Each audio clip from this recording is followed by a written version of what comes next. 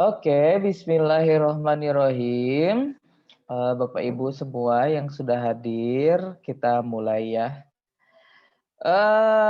Sebelumnya, sedikit mengulangi apa yang disampaikan di pertemuan sebelumnya, yaitu tentang pertemuan berikut sebelumnya itu ngebahas tentang ada isu menarik yang kemudian jadi bahan perdebatan dan pembahasannya jadi panjang, melebar, tapi menarik banget, yaitu tentang sebenarnya sekolah itu buat apa sih? Nah, gitu kan.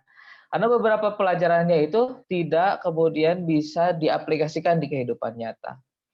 Jadi mulai beberapa dari orang tua termasuk saya dulu pernah berpikir bahwa sekolah itu sebuah hal yang sia-sia aja gitu. Sehingga akhirnya kemarin salah satu jawabannya adalah karena ternyata perbedaan daripada filosofinya dan pendekatan pembelajarannya. Yang satu memang didesainnya itu untuk menyelesaikan masalah yang akan datang, yang mana dinamakan pedagogi atau secara definisi pendidikan untuk anak, dan sedangkan yang kita mau atau yang sudah dewasa itu andragogi, pembelajaran yang mana ditekankan untuk menyelesaikan masalah hari ini. Kemarin akhirnya dapat disimpulkan satu benang merahnya, yaitu bukan hanya soal tidak terjebak pada istilah apakah itu untuk pedagogi atau andragogi, tapi kemudian mengkolaborasikannya di antara keduanya. Karena tetap butuh menyelesaikan masalah yang akan datang, yaitu berupa mempelajari konsep-konsep, dasar-dasar pemikiran gitu ya. Tapi butuh juga memang diaplikasikan atau dihubungkan dalam kehidupan sehari-hari. Itu benang merah yang didapatkan dari pertemuan kemarin. Nah, jawaban berikutnya ternyata untuk sekolah itu, mohon maaf, jawaban berikutnya ternyata sekolah itu nggak benar-benar percuma ya sekolah itu. Ternyata ada tujuan lain daripada sekolah berjenjang dari kelas 1 sampai kelas 12 dan selama itu sampai terus ada kuliah juga, S1 4 tahun, ada S2 juga dan lain hal. Ternyata salah satu tujuannya itu adalah untuk menumbuhkan kapasitas dan kapabilitas. Nah, saat ini kita akan mempelajari itu bagaimana kemudian caranya untuk menumbuhkan kapasitas dan kapabilitas anak. Bagaimana caranya dan seperti apa prinsip dasarnya. Oke. Nah, slide-nya udah muncul? Udah. Sorry. Nah, ini dia pembahasan kita saat ini. Bagaimana cara menumbuhkan kapasitas dan kapabilitas anak. Ya. Tapi sebelumnya disclaimer dulu bahwa di pertemuan kali ini itu pada dasarnya ini bukan hasil pertemuan saya ya, bukan hasil pencarian saya sendiri, tapi ini juga dapat dari guru-guru saya juga yang kemudian saya sampaikan ulang gitu. Terus dalam pertemuan ini boleh banget Bapak Ibu yang hadir untuk tidak sepakat gitu ya, tidak setuju, mengajukan pendapat dan saling silang pendapat itu justru diharapkan dalam pertemuan ini. Karena itu akan menambah insight dan akan memperdalam pemahaman kita juga soal materinya. Oke. Selamat datang Pak Agus, welcome. Ya, Kang. Assalamualaikum. Waalaikumsalam. Sehat, Pak? Alhamdulillah sehat. Alhamdulillah. Nah, pertemuan kita ini konsepnya santai aja ya, santai aja. Jadi nanti kalau ada yang mau bertanya, misalkan Pak Agus kali ini mau bertanya langsung aja di tengah-tengah, langsung dipotong aja nggak apa-apa. Kalau misalkan pengen nanyanya via chat boleh, tapi saya sih berharap bertanyanya langsung ya di unmute aja supaya kita bisa lebih interaktif lagi. So, ini pembahasan kita hari ini, maka kita awali dengan basmalah bersama-sama. Bismillahirrahmanirrahim. Assalamualaikum warahmatullahi wabarakatuh. Waalaikumsalam warahmatullahi wabarakatuh. Oke. Ini saya ya. Bagi yang belum kenal, nama saya Budena Dwinata. Saya diamanahi saat ini untuk menjalankan sebuah usaha lembaga pendidikan atau lembaga pelatihan, lebih tepatnya untuk anak remaja yang bernama Nala Kembara. Jadi memang concern saya adalah di pendidikan anak remaja. Senangnya memang di situ. Gitu. Let's go. Nah, pembahasan kita, saya mulai dari sebuah analogi begini ya. Dalam sebuah pembelajaran itu. Di gambar ini ilustrasinya begini. Ketika kita sekolah atau ketika kita belajar di sekolah, itu biasanya guru-guru atau pemerintah membuat sebuah kurikulum yang kemudian diturunkan menjadi RPP. Nah, di RPP itu biasanya, bukan biasanya, pasti ya, pasti akan tertera di sana tujuan pembelajaran. Pasti tertera tujuan pembelajaran. Setiap pertemuan itu ada tujuannya. Nanti si anak tujuannya seperti apa, outputnya bagaimana gitu. Contoh ya, pelajaran penjaskes misalkan, olahraga, pelajaran olahraga. Tujuan pembelajarannya adalah anak bisa berenang gaya dada. Itu tujuan pembelajarannya. Maka untuk bisa nyampe sana, ada yang harus dilakukan. Harus melakukan sesuatu. Misalkan tadi, anak bisa gaya dada. Ya, berenang menggunakan gaya dada. Kira-kira, ini saya bertanya ya, kira-kira apa yang harus dilakukan oleh anak supaya bisa berenang menggunakan gaya dada? Latihan. Bisa lebih spesifik lagi latihannya seperti apa?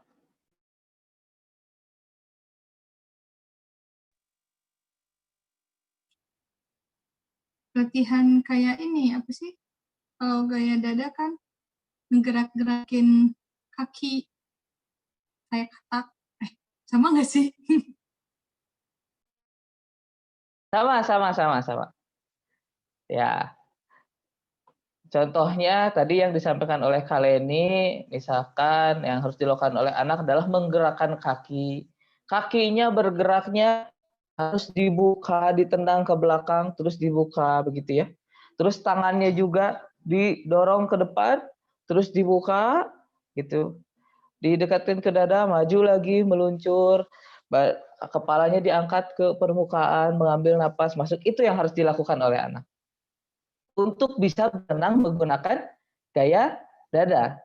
Dan gitu. Ketika seandainya sebelum anak melakukan itu sama guru tidak diberitahu, kira-kira bisa nggak dia ngelakuin itu? Enggak. Tapi Enggak. bisa jadi sih, bisa kalau ngelihat orang, merhatiin. Nah, bisa jadi bisa ya. Bisa jadi si anak bisa melakukan itu dengan cara diberitahu atau ngeliatin orang. Ya. Yang mana intinya ada sumber daya yang dimiliki oleh si anak, entah itu pengetahuan dari yang diberitahukan oleh si guru kepada anaknya, begini loh, tangannya dibuka begini, kakinya begini, nanti ngambil napasnya begini untuk gaya dada itu, atau si anaknya yang melihat langsung orang lain melakukan itu, sehingga itu jadi sebuah informasi. Nah, itu sumber daya itu yang anak olah untuk ngelakuin itu, ya, untuk ngelakuin sesuatu itu, sumber daya itu disebut juga dengan kompetensi. Sumber dayanya disebut juga dengan kompetensi. Jadi kompetensi ini, sumber daya ini yang kemudian kalau misalkan mobil gitu ya, kompetensi ini adalah bensinnya gitu. Bensinnya. Untuk bisa ngelakuin sesuatu itu, bukan hanya bensin sih, lebih tepatnya berbagai komponen-komponen supaya si mobil ini bisa jalan. Sumber daya yang dimiliki mobil supaya mobil ini bisa jalan menuju suatu tempat. Misal gitu ya, si mobilnya ini punya bensin tadi, punya roda, punya supir juga, punya arah gitu. Terus kemudian supaya bisa ngelakuin sesuatu, supaya bisa jalan gitu. Nyampe ke tujuan pembelajaran. Sumber daya itu. Nah, sumber daya itu atau kompetensi itu singkatnya kebagi dua. Ada yang disebut dengan kapasitas dan ada juga yang disebut dengan kapabilitas. Nah, saya buka pertanyaan terbuka untuk semuanya. Pertanyaannya, apa itu kapasitas dan apa itu kapabilitas dan bagaimana perbedaannya? Monggo.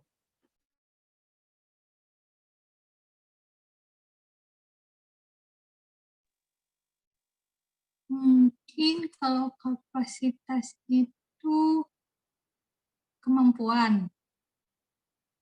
Kalau kapabilitas, apa ya, kemampuan apa ya? Kalau kapabilitas, kemampuan berdasarkan mental mungkin, daya juangnya, kayak gitunya. Kalau kapasitas mah lebih ke kayak dia teh mampu menguasai skill atau enggak, skill mungkin gitu. Oke. Eh, hampir mirip ya jawabannya ya di antara satu dan keduanya itu tentang kemampuan ya. Nah, kalau dari Pak Agus sendiri, menurut Pak Agus nih, saya pengen nanya, apa sih kapasitas itu dan apa kapabilitas itu? By the way, terima kasih kalian ini jawabannya. Apa ya, kapasitas itu lebih ke hal yang sudah dia pelajari gitu kan. Kapabilitas itu kemampuan dia menunjukkan apa yang dia pelajari gitu sih kalau menurut saya. Oh, mantap. Biasanya, terima kasih Pak Agus. Biasanya kita sering dengar kata kapasitas itu di apa sih biasanya? Secara umum aja. Secara umum, kita mendengar kata kapasitas itu dari mana? Secara umum. Boleh kalian ini atau Pak Agus boleh. Oh, jadi pemimpin. Boleh lebih detail lagi seperti apa maksudnya? Biasanya istilah yang sering didengar tuh, istilah kapasitas tuh buat yang misalnya teh buat jadi seorang pemimpin tuh harus kapasitasnya gini gini gini gini. Seperti apa tuh gini-gini tuh? Ya mungkin kayak kalau misalnya kita daftar buat CPNS, salah satu kualifikasinya contohnya harus lulus S1, harus misalnya ada beberapa yang harus ada TOEFL. Nah, itu kan berarti kapasitas gitu. Memenuhnya atau enggak gitu kapasitasnya. Berarti kalau menurut Kaleni yang disebut kapasitas itu lebih ke, ini kali kan ada apa namanya syarat persyaratan masuk PNS itu ya. Kita harus melampirkan, harus bisa. Itu tuh adalah bagian dari mengetahui kapasitas gitu. Oke. Selain kepemimpin, selain untuk jadi PNS gitu, secara umum menemukan kata kapasitas itu di mana? Di apa ya? Stadion? Nah, ya, jadi Bagaimana itu maksudnya? Ya, kalau misalnya satu ruangan itu, misalnya stadion, kapasitasnya menampung berapa ribu orang.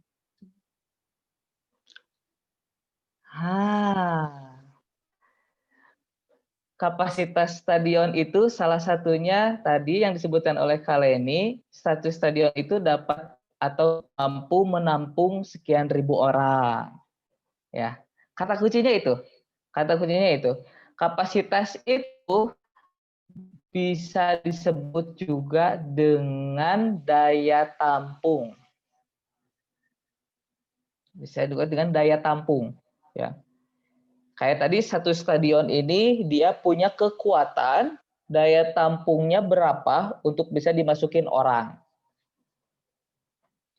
Sedangkan capability itu kemampuan dia untuk ngelakuin sesuatu. Nah, lebih jelasnya, seandainya saya ilustrasikan manusia itu seperti gelas. Nah, seandainya manusia itu seperti gelas yang ada di gambar ini. Mana yang disebut kapasitas, mana yang disebut kapabilitas?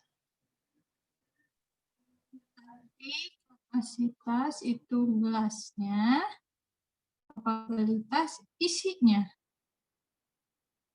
Nah, kira-kira kenapa bisa disebut kayak gitu?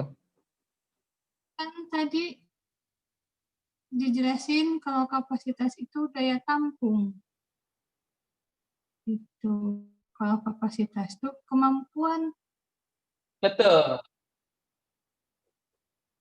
Kalau melalui gambar ini, kapasitas itu adalah gelasnya. Ya. Dan kapabilitas itu adalah kemampuan atau ini airnya. Nah, kira-kira kalau dalam manusia, berarti kapasitas itu apa dan kapabilitas itu apa? Berarti kapasitas itu diri kitanya. Apa tuh seperti apa? Mungkin lebih ke kalau kita mah cara berpikir atau lebih ke pemikirannya secara ke otaknya gitulah gitu. Atau mungkin kalau atlet mungkin otot-ototnya dan yang lainnya. Nah, kalau kapabilitas itu isinya. Apa ya? Aku bingung. Isinya mungkin. Jadi yang bisa diisi apa aja gitu. Si kapasitas itu teh. Berarti kita teh punya kemampuan berpikir, mungkin dalam arti otak. Nah, si kapabilitas tuh yang diisinya apa? Bisa diisi apa aja, gitu bukan? Betul. Bisa disebut juga kapasitas begini. Kapasitas itu berarti mindset, belief ya. Bisa disebut juga dengan mental atau habit. Kalau tadi yang kalian dicontohkan itu kemampuan fisik ya, ketahanan fisiknya seperti apa? Yang mana itu daya tampung, kemampuan atau daya tampung seseorang untuk kemudian bisa dimasukin kapabilitas. Kapabilitas itu apa? Pengetahuan dan practical skill. Misal tadi seorang atlet gitu ya, seorang atlet untuk bisa ya katakanlah atlet bertarung gitu. Atlet MMA, mixed martial art atau atlet tinju lah, atlet tinju. Atlet tinju. Atlet tinju ini adalah seseorang yang nanti ketika di apa namanya di champion di ring yang harus dilakukan adalah berkelahi lah. Secara umum berkelahi, tapi dengan teknik-teknik tertentu. Dengan teknik-teknik tertentu. Nah, si atlet ini untuk bisa mengalahkan lawannya, musuhnya di ring itu, maka pertama dia harus punya ketahanan fisik dulu. Misal, ketahanan fisik itu seperti apa? Yaitu badannya, tubuhnya, fisiknya ya, wajahnya juga pelipisnya itu memang dari sehari-harinya itu udah dilatih untuk dipukul gitu. Misal. Saya nggak tahu nih masalahnya latihan atlet tinju latihannya seperti apa. Bisa berlatih dipukul karena dia akan menerima serangan-serangan yang luar biasa. Gitu. Untuk bisa menerima itu. Dan praktikal skill-nya yaitu adalah keterampilan dia dalam melayangkan pukulan. Dalam menghindari pukulan gitu. Dalam membaca pergerakan lawan kayak gitu. Itu salah satu contohnya ya. Kalau yang tadi disebutin sama kali ini atlet ketahanan fisik gitu. Atau ketahanan fisik itu seperti stamina misalkan. Karena yang dilatihkannya itu, praktikal skill-nya yang harus dilatihkan seorang tinju itu adalah harus memukul tegak lurus seperti ini, secara lurus gitu, dan dengan kecepatan yang sangat cepat sekali, dengan kekuatan yang sangat kuat sekali. Dan itu pasti akan melelahkan dilakukan seperti terus-menerus. Maka dibutuhkan stamina yang kuat. Nah, dan untuk jadi petinju yang juara dunia, itu membutuhkan latihan dalam sehari 3 kali. Kalau staminanya nggak tinggi, staminanya nggak bagus, staminanya kurang, kira-kira bisa nggak untuk bisa jadi atlet juara dunia dengan latihan sehari 3 kali? Enggak, Kenapa enggak? karena kan kurang. Kira-kira akan seperti apa dampaknya? Dampak apa? Kalau seandainya dipaksain latihan sehari 3 kali. Fisiknya tidak memadai gitu. Staminanya dia nggak kuat. Tapi mungkin kalau fisik kan bisa dilatih. Bisa jadi. Misal, si atlet ini dalam kondisi saat ini diminta atau harus berlatih sehari 3 kali, staminanya masih seperti kita pada umumnya.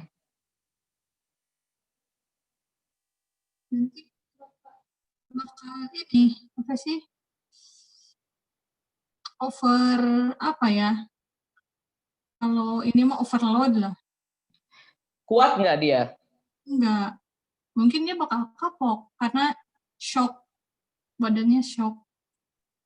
Nah, itu salah satu analogi atau secara sederhananya maksud dari apa itu kapasitas. Apa itu dari kapasitas? Untuk bisa menambahkan atau dilatih untuk bisa memenuhi standar atlet juara dunia, itu standar latihannya begini. Kalau pertama daya tampungnya, ya, kalau tadi itu salah satunya adalah ketahanan fisik, staminanya tidak memadai, maka ketika dikasih latihan sehari 3 kali dan berjam-jam dengan latihan keras, nggak bakalan kuat, mungkin pingsan, mungkin kapok, tadi ya bisa jadi kapok. Kurang lebih gambarannya sama seperti gelas ini. Seperti gelas ini.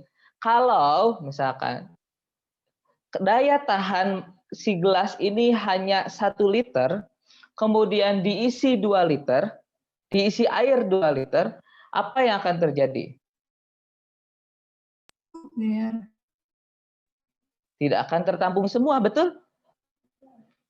Nah, seandainya itu adalah sebuah ilmu, dikasih ilmu yang banyak banget gitu ya, dalam kondisi daya tampungnya hanya 1 liter, kira-kira bakal masuk semua enggak? enggak.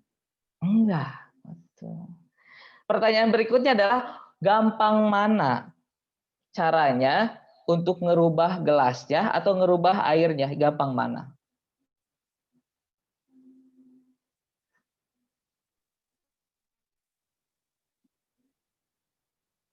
Kalau buat ngisi, mungkin airnya. Tapi kan kalau diisi terus juga, dua-duanya sih sama-sama. Sama-sama. Sama-sama gimana maksudnya? Sama-sama butuh, karena harus seimbang mungkin. Gitu. Karena kalau misalnya susah, kalau kapabilitas dikasih terus tapi kapasitasnya belum siap, percuma juga gitu. Kalau kapasitasnya terus dinaikin tapi kapabilitasnya nggak dimasukin, juga nggak berkembang juga gitu. Pertanyaannya adalah, lebih mudah mana mengganti airnya atau mengganti gelasnya? Ganti airnya. Mengganti airnya. Karena mungkin untuk mengganti airnya, kita tinggal buang yang ada atau ditambahin langsung juga, itu nanti akan menggantikan yang sebelumnya. Tapi belum tentu bisa menggantikan gelasnya. Katakanlah gelas itu akan dibentuk menjadi bentuknya seperti guci dan lain hal, itu butuh waktu yang lebih lama. Tapi beda kalau air yang sebelumnya air bening, kita mau ganti jadi teh atau jadi kopi. Itu dengan cara ditambahkan langsung terus habis juga bisa menggantikan air yang sebelumnya udah ada di gelas. Ya. Atau ngebuang airnya yang ada di gelas itu lebih mudah untuk kemudian menambahkan kopi atau cairan lain daripada harus mengganti gelasnya. Begitu juga saat tadi kan perumpamaan dalam gelas itu berarti kapasitas itu berupa daya tampung, kemampuan berpikir, mindset, sebuah keyakinan dalam dirinya, mental, habit. Itu tidak semudah mengajarkan seperti pengetahuan dan practical skill. Setuju? Kira-kira gimana caranya melatih pengetahuan? Dikasih tahu. Dikasih tahu. Yang sebelumnya nggak tahu, ketika dikasih tahu jadi tahu, betul? Nah, bagaimana cara melatih practical skill? Latihan. Dilatih, latihan. Terus-menerus nantinya jadi terampil. Coba boleh disebutin salah satu contoh itu practical skill ya, yang kapabilitas practical skill, dan seperti apa contoh daripada mindset. Kalau practical skill mah contohnya mungkin ketika kita pengen bisa gitar, ya terus aja latihan gitar. Nanti juga bisa, atau enggak kayak orang-orang di pabrik kan cekatan banget tuh, cepet banget, hampir kayak mesin tangannya tuh. Kalau kita mah ya susah gitu. Nanti kalau mereka mah bisa set langsung gitu, karena mungkin udah terlatih gitu. Nah kalau mindset mah kayak misalnya tadi pas di awal Kak Budi bilang bahwa buat apa sih sekolah gitu. Itu kan mindset. Rasa nggak berguna gitu dulu dengan rasa sekolah. Nah itu salah satu mindset. Nah, mudah tidak untuk bisa menggantikan mindset itu? Sulit sekali. Sulit Kalau sekali. nggak kebentur, ya nggak akan paham-paham. Nah, kalau nggak kebentur ya nggak paham-paham. Pengalaman. Kalau di Tala Kembara itu kan ada namanya spiritual adventure ya. Ini spiritual adventure ini sebuah perjalanan untuk anak-anak remaja, backpackeran sampai lebih dari 5 hari biasanya. Dan itu selama proses 5 hari perjalanan itu anak-anak benar-benar harus ngurusin semuanya sendiri, masak, nyuci, dan lain hal. Nah, beberapa anak-anak, dan nanti biasanya diakhiri dengan naik gunung. Beberapa anak-anak dalam kegiatan spiritual adventure ini, mereka punya pemikiran bahwa naik gunung itu adalah sesuatu yang sangat menyeramkan. Gitu. Dan naik gunung itu adalah perjalanan yang sangat berat sekali. Gitu. Mindsetnya. Dan itu sangat menakutkan. Sehingga sering sekali di kegiatan spiritual adventure ini saya menemukan anak-anak yang kemudian curhat merasa takut, bahkan sampai Kak aku mau udahlah nggak usah ikutlah buat naik gunungnya gitu, karena takut. Dan itu akan sulit ya, atau tidak bisa mudah untuk merubah mindset bahwa naik gunung itu menakutkan hanya dengan cara diberitahu. Itu akan sulit. Itu akan sulit sekali diberitahukan. Tapi apa yang waktu itu saya lakukan? Yuk coba kita dampingi, berikan dia ketenangan, kasih tahu sedikit, terus dikasih motivasi, ayo jalanin. Dan apa yang terjadi pada anak-anak itu ketika mereka sudah nyampe ke puncak, saya tinggal jawab, tuh bisa kan? Apa yang terjadi di mindset mereka berubah. Oh iya ya. Ternyata naik gunung itu tidak semenakutkan seperti aku kira ya. selama persiapannya kita maksimal. Ya, gitu. Itu salah satu contoh mindset. Dan banyak lagi mindset-mindset yang lain, yang mana ini tuh, kalau yang tadi terbilang cukup cepat ya, dengan cara dibuktikan gitu. Dan masih banyak lagi mindset-mindset yang lain, selain daripada naik gunung, yang itu mengakar dalam dan agak sulit untuk disentuh. Salah satu contohnya apa? Salah contohnya adalah pemikiran saya waktu dulu, bahwa sekolah itu nggak penting, udahlah nggak usah sekolah. Itu salah satu mindset. Gitu. Sampai sini ada yang mau bercerita dulu atau mau bertanya? Yuk. Gitu ya. Maka prinsipnya dalam membangun atau dalam menumbuhkan kapasitas dan kapabilitas pada anak itu, prinsipnya begini. Kita gali lebih dalam. Nah, pertama kita akan bahas dulu kapasitas. Ya. Maka prinsipnya dalam membangun kapasitas itu adalah ini.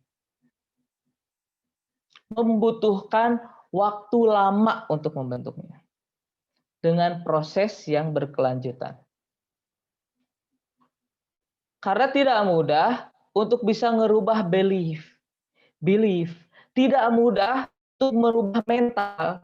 Tidak mudah dan tidak butuh waktu sebentar untuk merubah habit. Ada yang pernah ngalamin nggak? Bagaimana ngerubah mental itu dan seperti apa perjalanannya?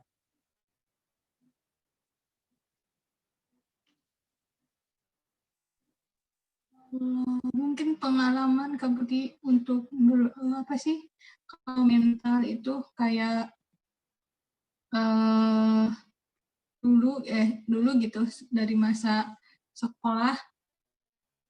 Nah kan ikut ini ya beberapa organisasi biar kita berani, mentalnya berani itu dari mulai dulu tuh ikut organisasi ini, itu ikut paskibra misalnya dilatih mentalnya biar kuat, ikut inilah tapak suci ketika ini tuh harus ke kuburan misalnya teh untuk melatih mental beraninya. Nah jadi akhirnya sekarang tuh rasanya tuh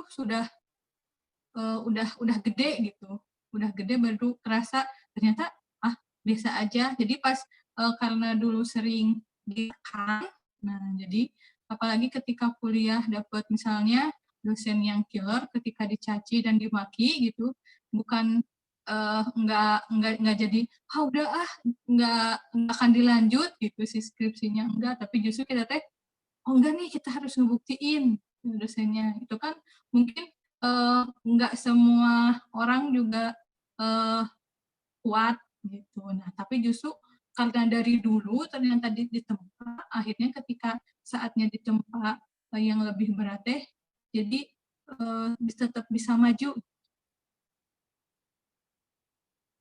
Menarik ini yang diceritain sama kalian. Terima kasih kalian ceritanya, bahwa kemampuan kalian untuk menyelesaikan skripsi ya dengan mungkin dosennya yang ataupun tantangannya dalam membuat skripsi itu bisa tahan untuk mengerjakan itu, ternyata mentalnya sudah terbangun dari sejak kecil ya, mengikuti organisasi-organisasi seperti Paskibra atau tadi Tapak Suci begitu ya. Itu menarik sekali.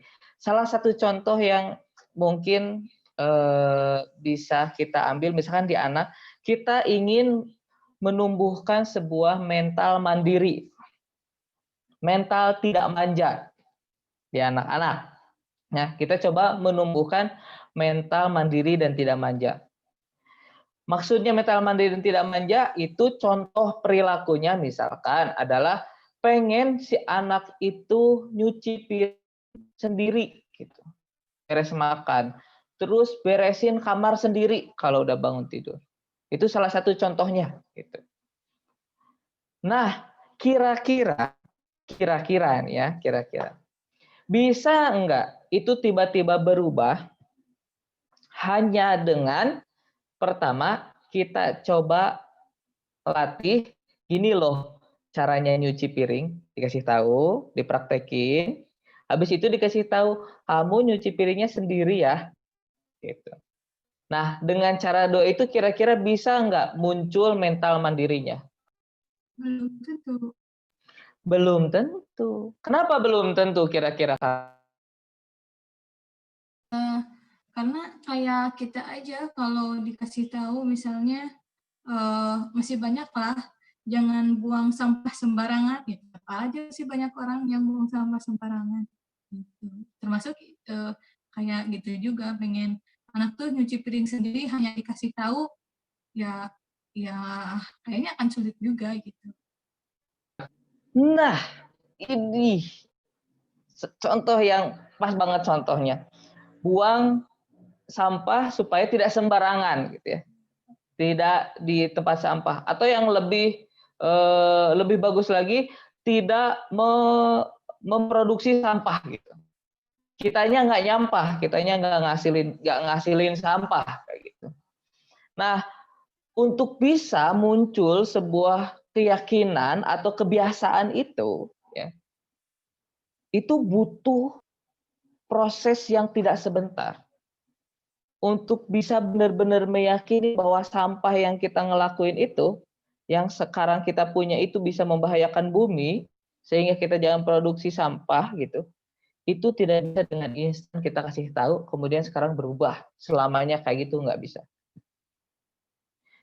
Karena seringkali apa? Karena seringkali ketika prosesnya, misalkan nih, anak udah dikasih tahu buat ini jangan buang sampah sembarangan ya, atau ini kamu jangan ngasilin sampah ya, bawa Tupperware dari rumah, bawa tempat makan dari rumah. Atau ini kamu nyuci sendiri ya, kayak gitu.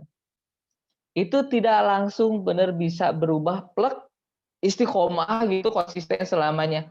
Karena dalam prosesnya itu pasti akan terjadi obstacle, hambatan-hambatan. Misal mau nyuci piring, ternyata air nggak ada. Disimpanlah dulu piringnya, disimpan dulu. Ternyata air adanya kapan? Nanti 2 hari lagi, keburu lupa, hilang lagi kebiasaannya. Atau jangan sampai ngasilin sampah gitu. Harus bawa tempat makan sendiri. Ternyata pas udah bawa tempat makan sendiri, beli makan keluar pakai mistingnya, belek selesai mau jajan lagi, ini kudu dicuci dulu. Aduh, cucinya itu tidak mudah gitu. Harus cari-cari tempat. Ah ya udahlah, beli aja dibungkus pakai kresek.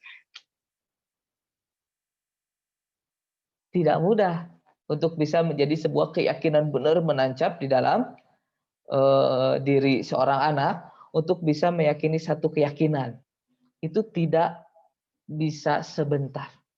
Butuh waktu lama, kata kuncinya di sini ya, waktu lama dengan proses yang berkelanjutan. Kata kuncinya itu, waktu lama dan proses yang berkelanjutan. Karena nggak akan bisa hanya dengan satu kali ngasih tahu.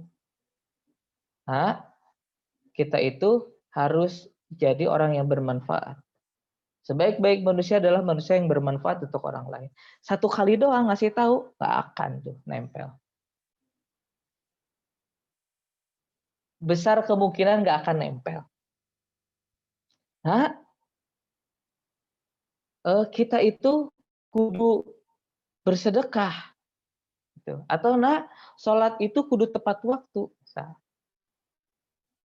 Karena begini hadisnya, kasih tahu ke anak, belum tentu bisa langsung plek diterapin selamanya, belum tentu. Karena itu adalah keyakinan, belief. Karena itu adalah habit, kebiasaan. Dan itu tidak bisa dibentuk dalam waktu sebentar. Kudu melalui proses yang berkelanjutan. Filosofinya seperti ini. Kapasitas itu filosofinya seperti tanaman. Ditumbuhkan. Kan menanam sebuah tanaman itu nggak akan sehari ini ditanam besok jadi kan? Besok sekarang ditanam besok jadi langsung buahan gitu. Di surga itu kayak gitu mungkin. Tapi kalau di dunia nggak kayak gitu. Butuh waktu dan butuh proses. Dan itu nggak bisa kita tanam sekali tinggalin, nggak bisa. Butuh proses berkelanjutan. Kita kasih pupuk, disiramin tiap hari, dijagain dari hama-hama, ya. Terus kalau ada batang-batangnya yang udah tidak berhasil tumbuh, kita buangin, kita bersihin. Itu butuh waktu lama untuk sampai nanti pada akhirnya bisa berbuah dan bisa kita petik. Sama seperti halnya kapasitas juga begitu yang ada dimiliki oleh manusia.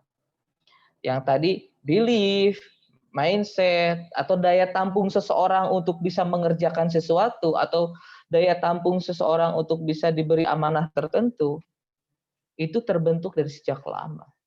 Dan melalui beberapa proses. Gitu. Karakter itu kapasitas. Dan tidak bisa dibentuk dalam waktu sebentar. Ditumbuhkan. Kita pastikan lingkungannya tidak ada hama, ya, atau artinya tidak ada lingkungan yang dapat mempengaruhi terhadap hal yang negatif.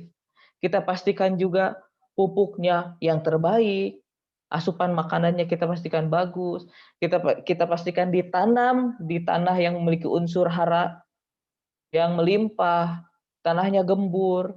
Kita pastikan si anak ditempatkan di tempat atau di sekolah yang mana gurunya bagus gitu. Sekolahnya bagus dalam mendukung proses pertumbuhan si anak. Lingkungannya tercukupi cahaya mataharinya kayak gitu. Kayak gitu filosofinya seperti menumbuhkan tanaman. Dan seperti apa prinsipnya dalam menumbuhkan kapabilitas? Itu begini. Bisa dilatih secara singkat dan cepat melalui pelatihan praktis. Kayak tadi misalkan contohnya. Untuk bisa berenang. Berapa lama sih seseorang bisa sampai bisa berenang itu? Ada yang sampai butuh 20 tahun, 50 tahun gitu enggak? Enggak, kan? Enggak. Bahkan di beberapa tempat kursus berenang itu bisa menjamin 1 bulan bisa berenang. Atau pelatihan public speaking 2 hari langsung bisa public speaking. Karena itu memang skill. Skill itu bisa dilatihkan secara singkat dan cepat. Untuk bisa belajar mobil, itu skill. Ada pelatihan les kursus mengendarai mobil.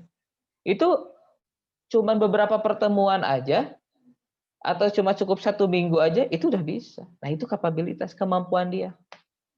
Gitu. Kapabilitas itu. Untuk bisa mengetahui sejarah Indonesia, proses terjadinya proklamasi seperti apa, itu nggak cukup, tidak memerlukan waktu lama. Kita kasih tahu atau kita lihatkan video dokumenter, kita ambilkan buku, baca, selesai. Tahu dia, bertambahlah pengetahuan. Yang sebelumnya tidak tahu jadi tahu cepat. Begitu. Filosofinya seperti apa dalam membangun kapabilitas itu? Filosofinya seperti ini. Membangun sebuah bangunan dengan tembok. Satu, CP, terus memupuk, kayak gitu.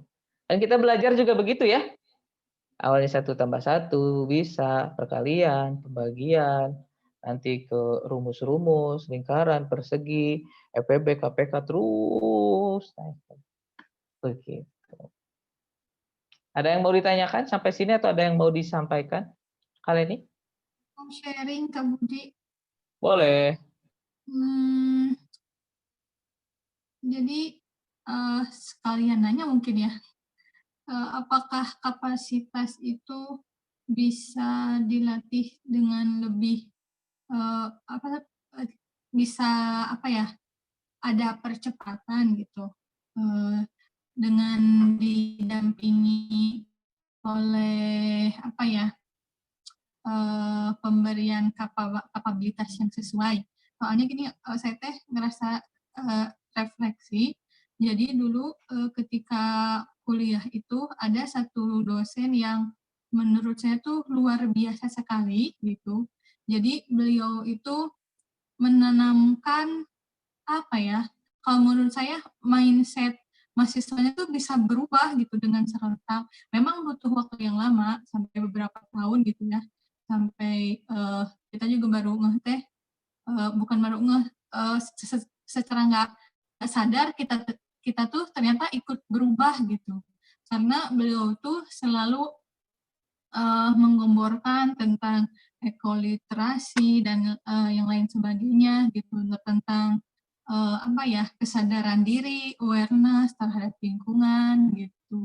Nah tapi di kelas beliau selalu memberikan informasi tentang misalnya kalau buang sampah sembarangan tuh gimana, terus tuh cara hidup yang baik itu seperti apa, misalnya harus memakai sepeda, lebih memakai sepeda daripada kendaraan umum, nggak naik lift gitu. Nah itu kan merubah habit ya. Nah tapi yang saya lihat justru memang banyak mahasiswa juga yang berubah karena yang beliau lakukan tuh bukan hanya di dalam teori gitu, tapi dicontohkan seorang dosen, kebetulan beliau juga kajur, tapi beliau ada lift, difasilitasi tidak, beliau memilih naik tangga. Terus beliau yang selalu bilang kurangi plastik, pakai botol minuman. Nah, beliau selalu membawa botol minuman ke dalam kelas gitu. Jadi dicontohkan sehingga kalau direfleksi gitu banyak ternyata mahasiswanya juga yang ternyata akhirnya mengikuti gaya hidup beliau di kelas dikasih materi, kan materi itu masuknya ke kapabilitas ya, pengetahuan. Nah, tapi selain itu dicontohkan, ditumbuhkan kesadarannya. Biasanya beliau tuh dengan menunjukkan foto-foto perbedaan yang baik dengan yang buruk, terus cerita gitu. Nah, itu teh, tapi saya melihat banyak mahasiswa juga yang berubah gitu. Nah, apakah itu teh termasuk percepatan kalau di kolaborasi antara kapasitas dan kapabilitas? Kalau pertanyaannya itu apakah ini bisa dilakukan sebuah percepatan gitu ya dalam membangun kapasitas? Ini sebenarnya pertanyaan ini juga saya tanyakan ke guru saya ketika waktu itu ngebahas soal materi ini. Jawabannya adalah tidak bisa. Itu bisa disebut dengan percepatan itu apa? Percepatan itu adalah pengkarbitan gitu ya. Dikarbit supaya bisa cepat. Contoh apa misalkan yang ada di kita, yang salah contohnya pengkarbitan itu? Ayam. Mungkin kalian juga pernah nyobain ayam apa ya namanya itu yang 22 hari yang awalnya dari kecil itu dalam waktu 22 hari atau 30 hari udah besar, udah jadi 2 kilo, udah bisa dipanen. Terus kemudian kita bisa konsumsi. Ukurannya udah gede, betul. Ukurannya udah gede gitu. Tapi itu bisa disebut juga dengan cara pengkarbitan karena diberikan obat atau vitamin dan lain hal supaya cepat tubuhnya itu jadi gede. Pertanyaannya kayak gini, kelihatannya betul gede, tapi secara kandungan di dalamnya, nutrisi-nutrisi yang di dalamnya sama atau enggak dengan ayam-ayam yang ditumbuhkan secara organik? Enggak kan? Nah, pengkarbitan itu, ini juga kata guru saya, akan beresiko. Gitu. Akan beresiko. Beresikonya pada apa? Pada kualitas. Pada kualitas. Kelihatannya mungkin beda, tapi secara quality itu tidak bisa dibandingkan atau secara kualitas itu diduelkan. Ini kalau yang ini bagusan mana gitu. Kayak gitu. Karena kalau ketika disandingkan begitu kualitasnya kalah. Sekarang mohon maaf banget, mohon maaf. Dari mahasiswa-mahasiswa Kaleni ya, atau ya teman-teman Kaleni tadi itu yang dengan dosennya Kaleni itu, kira-kira berapa banyak dari mahasiswa yang tadi kata Kaleni itu ngefek ke mereka yang sampai saat ini sama mereka masih dipraktekin? Kalau itu nggak tahu ya, karena udah pisah gitu ya, habis lulus tuh. Nah, tapi kalau semasa masih kuliah, nah itu kelihatan bedanya gitu. Walaupun nggak tahu kalau sekarang mah gimana itu, cuma rata-rata biasanya kita tuh punya pemikiran yang sama terhadap mindset, misalnya ekoliterasi itu gimana gitu. Dan masih ada beberapa yang memang nggak banyak, tapi yang berjuang di sana gitu. Yang bukan maksud berjuang tuh masih menggaungkan tentang ekoliterasi, terus habitnya ya gitu. Ada beberapa yang memang nggak banyak, yang misalnya jadi ke kampus naik sepeda, terus saya naik tangga gitu. Banyak juga yang bandel, cuman setidaknya ada beberapa habit yang berbeda gitu dari yang lain. Nah, kalau menurut saya ini dipercepat itu memang nggak bisa. Dipercepat itu jadi nggak bisa. Tapi kalau bagaimana caranya supaya lebih efektif itu bisa. Dalam pembentukan kapasitasnya itu lebih efektif, itu bisa.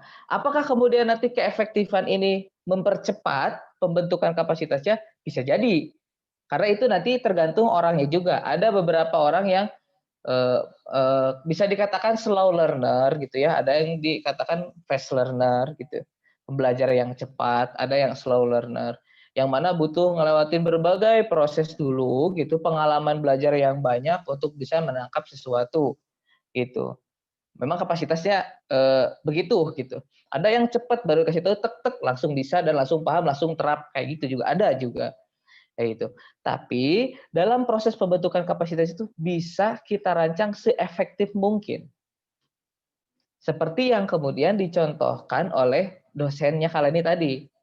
Pertama bukan hanya instruksi, tapi dosennya juga nyontoin. Gitu, membawa tempat minum sendiri. Terus dosennya juga nyontoin jalannya nggak pakai lift, pakai tangga. Terus menerus selama di kelas ngebahas soal itu. Bahkan ngeliatin juga foto-fotonya. Gitu ya. Itu bisa dibentuk secara efektif, bisa dengan cara memaksimalkan tadi, kalau tumbuhan tadi dimaksimalkan semaksimal mungkin, mulai dari tanahnya, airnya, pupuknya, bagaimana sinar mataharinya dan lain-lain. Salah satu contoh di mana keefektifan dalam pembentukan kapasitas itu yang terjadi di kita itu adalah contohnya bulan Ramadan. 30 hari. Hampir 30 hari ini sebagian besar masyarakat ya, contohnya di Indonesia, ini pertama mulai dari sholatnya, tidurnya ya, habitnya jadi bagus dalam hal istirahat gitu. Terus mau menahan lapar kayak gitu. Terus yang berikutnya ini yang sering kita temui, gak mau berbohong. Gak mau berbohong. Kalau nggak bohong, jangan bohong, puasa ntar batal loh. Kayak gitu. Dan itu orang-orang dalam kondisi ketika bulan Ramadan itu, itu suasananya enak banget gitu loh. Ya sekalipun memang tidak bisa dipungkiri ada aja gitu ya yang masih tetap nganu-nganu gitu. Tapi secara umum masyarakat itu jadi lebih baik dalam hal ibadahnya gitu, dalam hal ibadahnya. Kok kenapa bisa kayak gitu? Karena lihat seperti apa dalam waktu 30 hari ini. Seluruh aspek yang ada di hidup mulai dari lingkungannya, orang-orang, masjid terus berbunyi gitu ya, dari pagi sampai malam, tayangan televisi juga seperti apa. Semuanya membatasi diri, menjaga diri, yang mana karena hal itu luar biasa memang perubahannya di bulan Ramadan. Gitu. Ya, dan itu kerasa banget. Kadang gitu ya, kebiasaan kitanya juga jadi kuat ketika selesai beres Ramadan itu jadi ada kebiasaan baca Quran, banyak tuh. Terus kemudian jadi sholat malam, karena kebiasaan bangun kayak gitu. Kayak gitu. Diefektifkan bisa, dipercepat nggak bisa. Harus benar. Diefektifkan bisa, dimaksimalkan. Nah, bisa jadi memang ketika diefektifkan begitu, dimaksimalkan semuanya, dicontohkanlah tadi, dipastikan semuanya juga lingkungannya mengikuti, gitu ya. Dicontohkan oleh figur otoritas juga, dibiasakan menjadi sebuah culture, itu ketika efektif semuanya mengarah pada pembentukan satu kapasitas tertentu atau mengarah pada pembentukan kapasitas, ketika itu efektif mungkin bisa jadi akan lebih cepat gitu. Bisa jadi ketika itu efektif. Begitu mungkin kalian. Terima kasih, pertanyaannya keren banget. Ada lagi?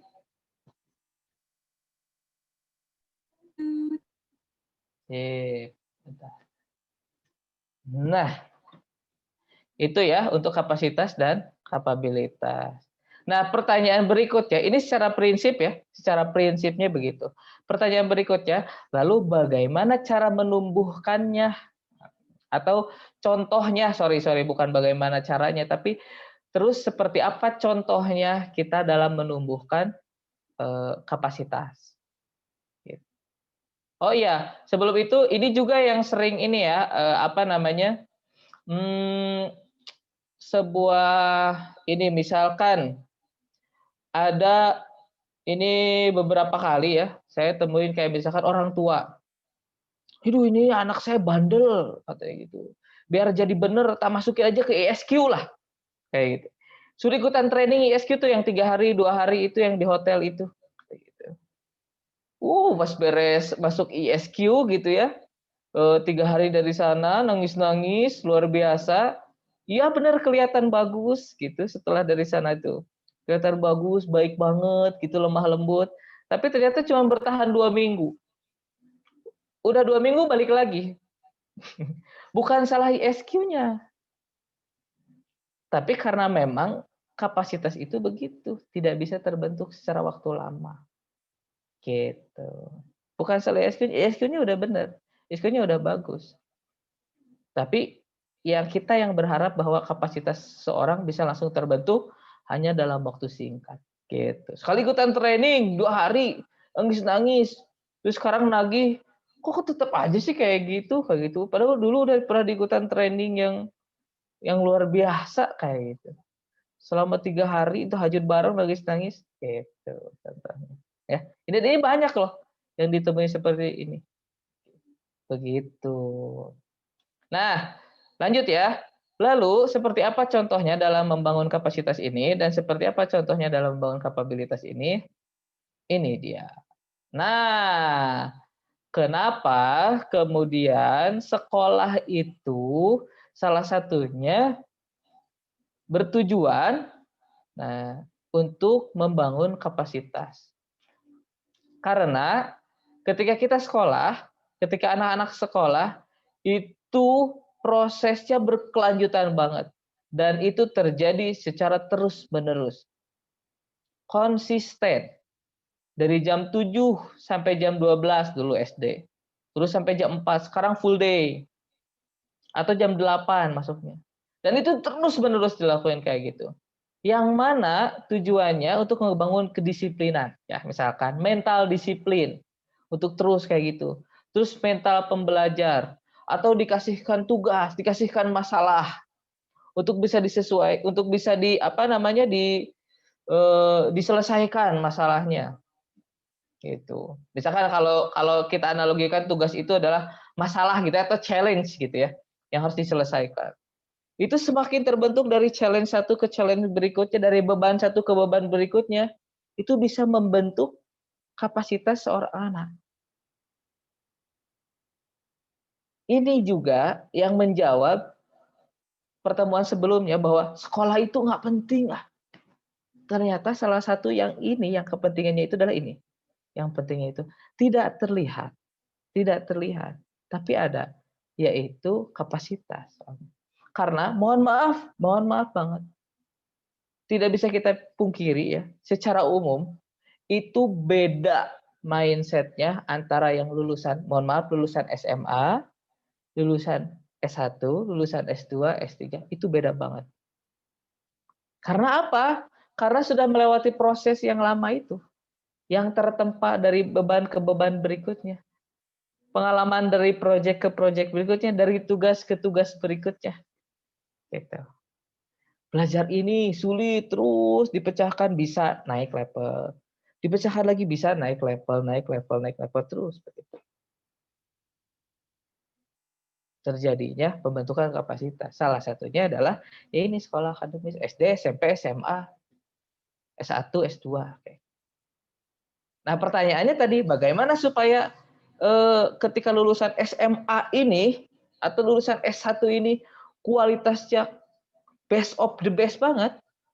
Ya tadi tumbuhan. Kita pastikan seluruhnya yang bisa membuat kualitas tumbuhan itu semakin baik, kita persiapkan semuanya. Mulai dari misalkan kita sebagai orang tua, ya dari orang tuanya dulu yang menanam atau tempat tumbuhnya anak gitu ya. Dari tanahnya dulu kita pastikan. Orang tuanya kita pastikan. Oke, enggak, ngasih contoh enggak, kayak gitu ya. Kasih contoh atau enggak, pembelajar atau bukan, kayak gitu. Terus kemudian juga kita pastikan juga lingkungannya seperti apa. Ada hama yang dapat mengancam keselamatan tumbuhan enggak, kayak gitu. Begitu. Semua aspek bekerja dalam pembentukan kapasitas itu.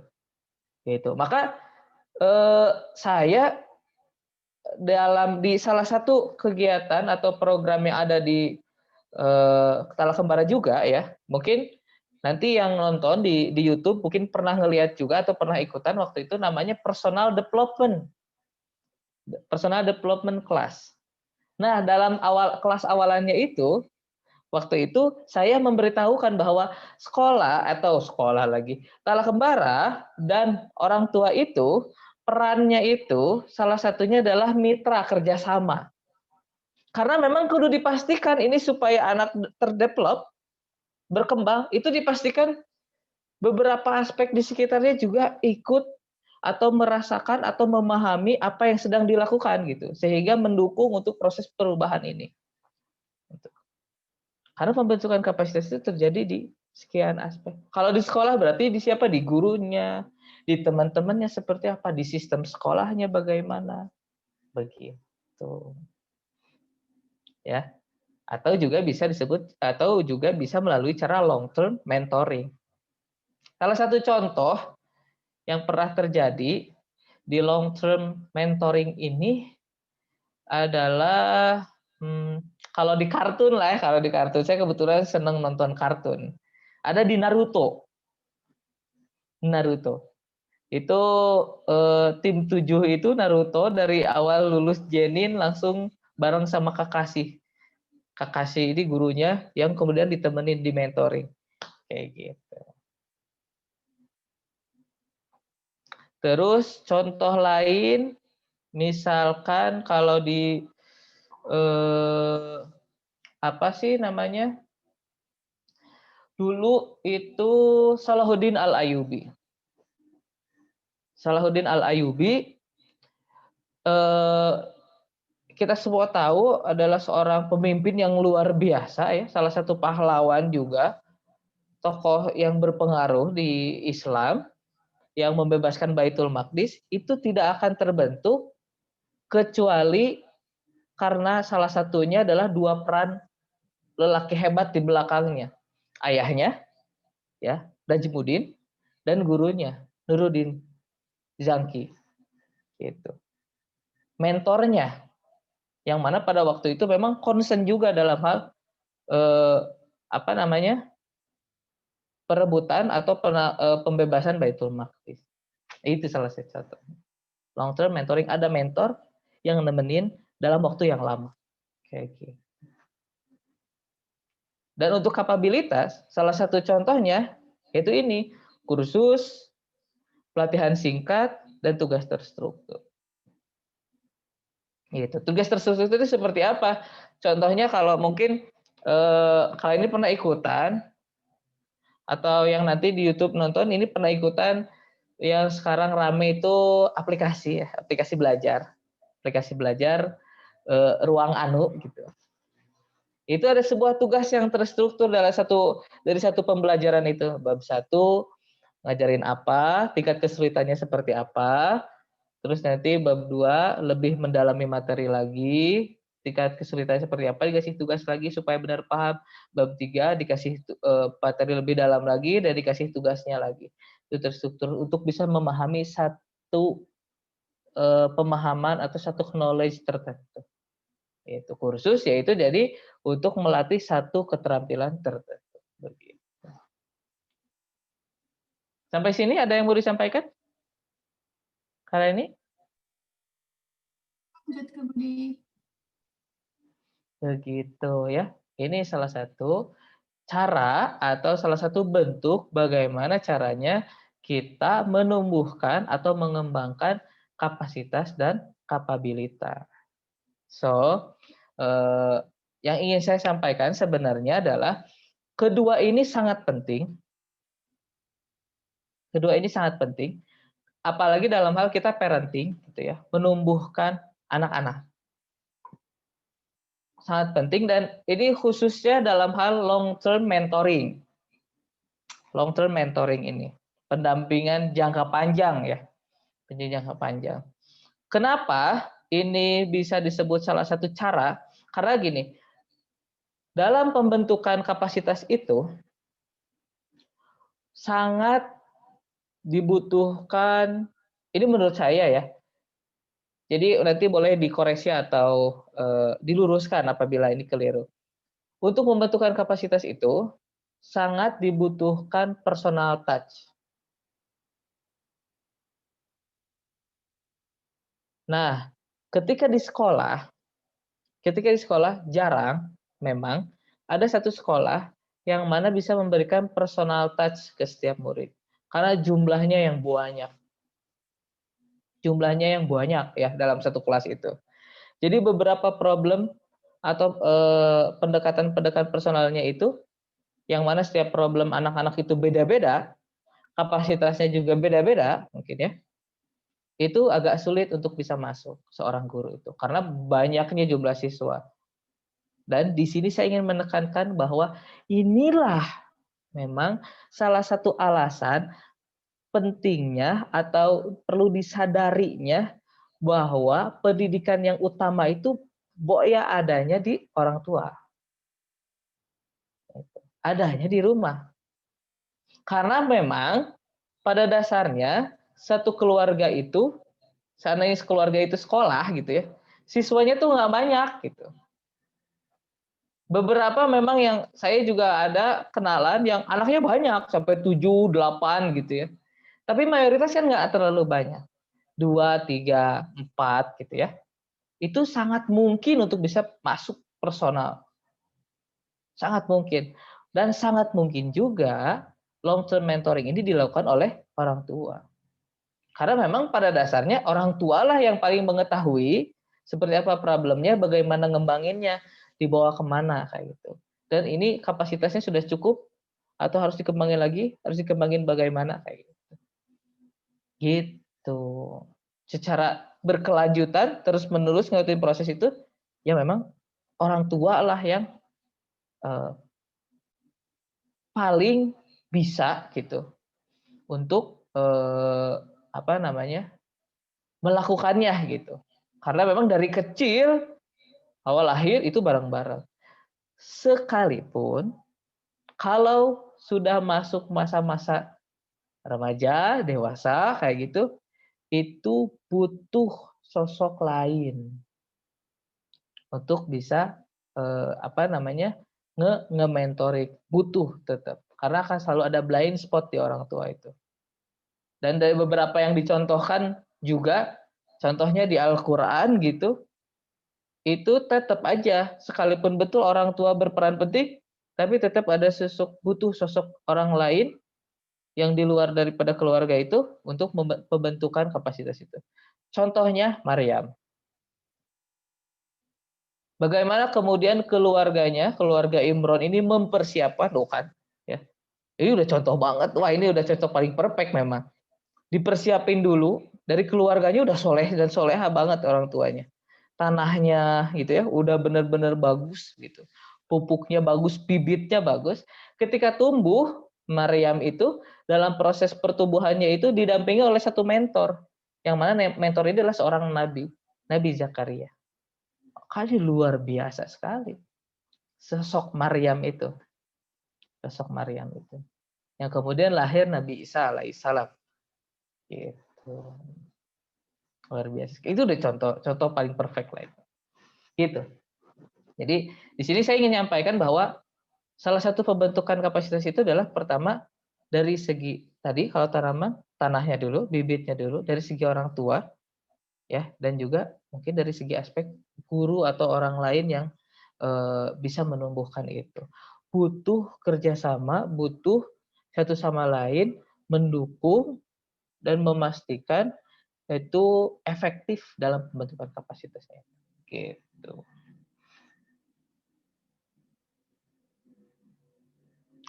Sampai sini ada yang mau disampaikan atau ada yang mau ditanyakan?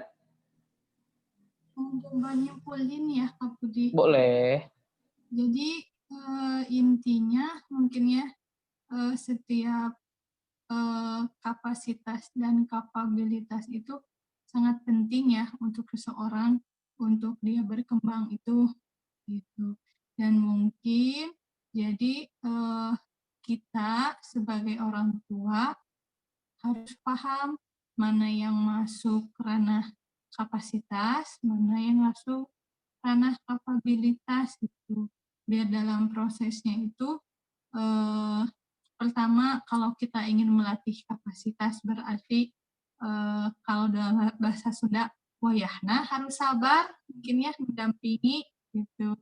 Kalau tapi karena keduanya ini nggak bisa lepas dalam proses pengembangan kapabilitas dan kapasitas, nah kita juga harus selektif juga dan harus cermat kapabilitas yang tepat diberikan buat anak tuh untuk proses dia berkembang apa mungkin gitu ya Budi. Nah terus berarti dan memang kalau tadi sudah disiapkan semuanya, nah ketika bertumbuh dan berkembang juga kita tetap butuh partner karena dalam panduan juga dan kalau dari sejarah orang-orang besar itu enggak hanya satu figur orang tuanya gitu karena tetap harus ada orang lain karena biasanya mungkin kalau orang tua tuh mungkin nanti kita juga kayak gitu ya jadi perasaannya tuh lebih besar daripada rasionalitas mungkin gitu ya beberapa orang jadi butuh partner untuk apa ya tadi benar kata Kak Budi blind spotnya di mana karena dari mungkin kalau partner itu beliau melihatnya helikopter view gitu kalau kita makan di sana aja terus gitu mungkin ada beberapa yang ternyata kita salah melihat atau keliru gitu dalam menanggapi sesuatu terhadap perkembangan anak gitu ya Budi. Betul. Mantap. Terima kasih Khalidi, mantap. Betul. Betul. Kenapa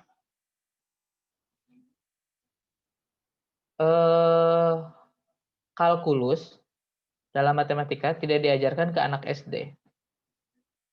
Salah satunya karena memang daya tampungnya untuk bisa menguasai dan memahami seperti apa rumusannya itu, seperti apa sistemnya itu, anak SD belum mampu.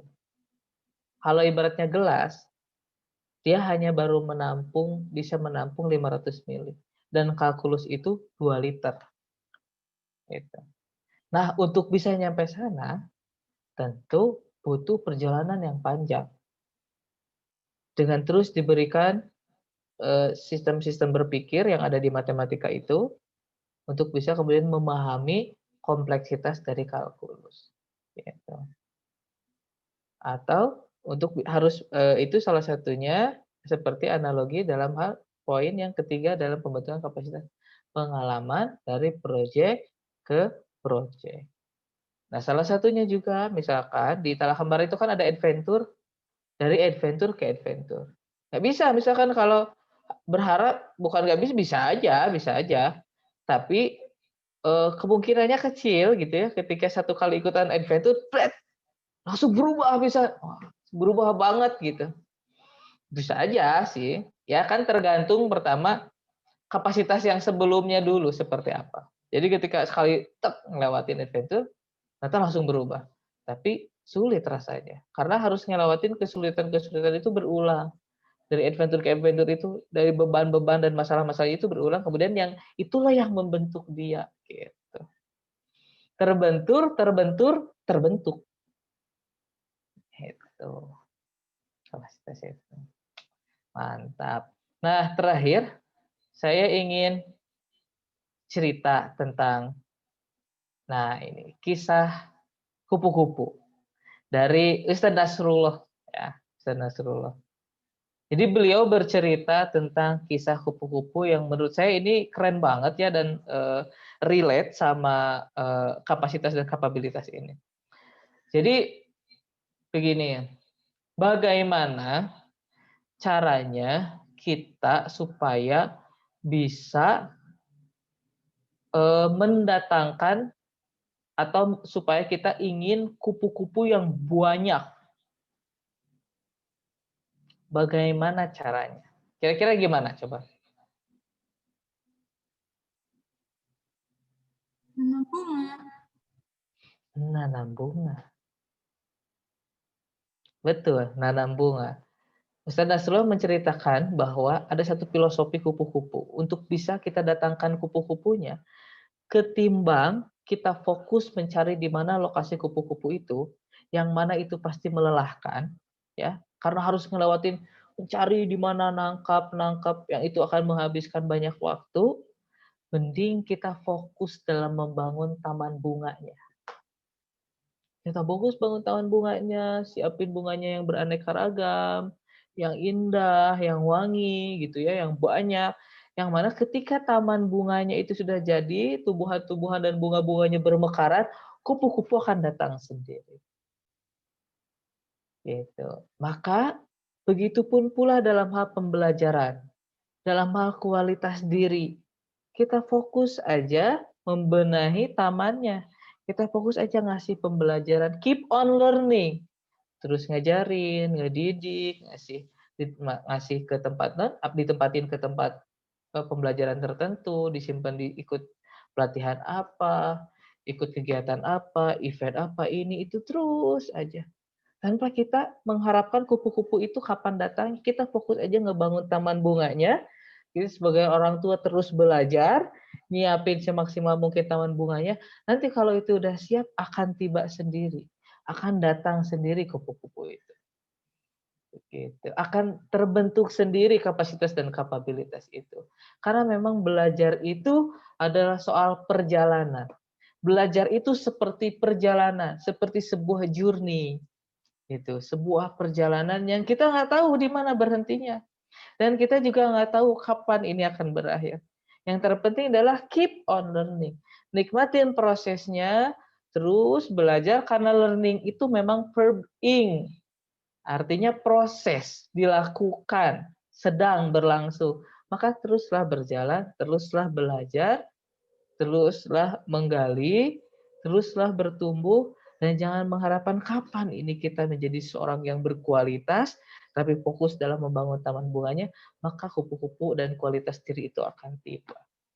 Begitu. Terima kasih banyak. Saya Budiana Dwinata, undur diri. Assalamualaikum warahmatullahi wabarakatuh. Yeay. Terima kasih Kak Budi. Alhamdulillah, sama-sama.